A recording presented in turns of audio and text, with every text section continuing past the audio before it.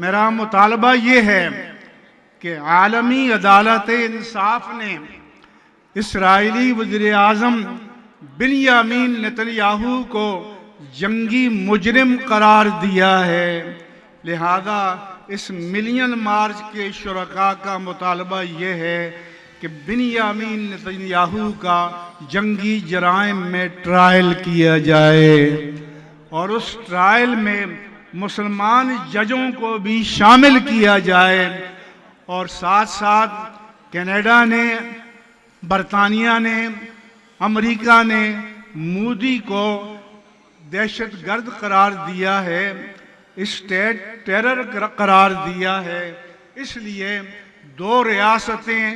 دنیا میں ریاستی دہشت گردی میں ملوث ہیں، اسرائیل اور ہندوستان۔ ان دونوں ریاستوں کا عالمی بائیکاٹ کیا جائے اور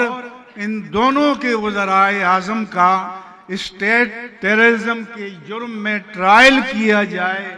اور ان کو کیفر کردار تک پہنچایا جائے۔